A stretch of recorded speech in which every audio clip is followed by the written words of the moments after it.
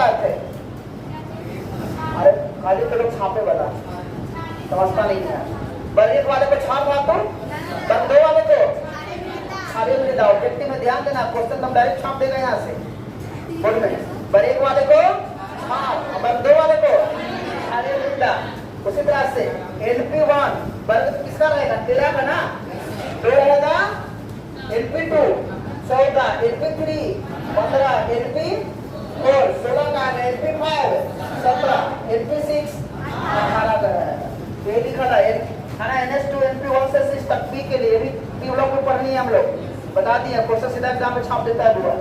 D में याद रखना, डी ब्लॉक पूछता है, ऑब्जेक्टिव क्वेश्चन एकदम आता है कि डी ब्लॉक के तत्वों का समान इलेक्ट्रॉनिक विन्यास क्या होता है। तो बढ़िया से जवाब दे देखना कहाँ लिखल है। NS1 से 2, N-1 से जहाँ रहेगा तुरंत उसको रख देना है बोला को, ठीक है। एक में आ जाना, एक बड़ा ही पूछेगा। NS1 से 2, N-1 से 10, N-2 F1 से 40। यहाँ तक समझ में आया? अब तो समझ गया कि डी ब्लॉक किसे कहते हैं, और ये भी समझ गया कि डी ब्लॉक में 3 से 12 तक आता है।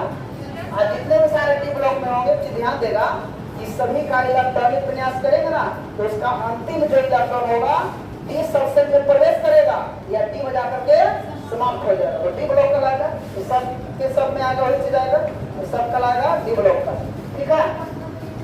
आप चीज पे ध्यान देना है, ठीक है। डी ब्लॉक में सबका सब क्या धातु है, सबका सब क्या धातु है, बताया गया इधर।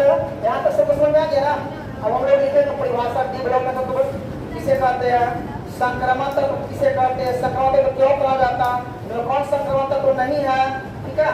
और डी ब्लॉक में कितने श्रेणी होते हैं? इसका 3 गो श्रेणी होता है, 3 4 गो। एक वाला श्रेणी इसका नाम है 3D, इसका नाम क्या पूछेगा कि डी ब्लॉक के तत्व कितने श्रेणी है, तो कौन कौन? 3D श्रेणी, 4D श्रेणी, 5D श्रेणी, 6D श्रेणी।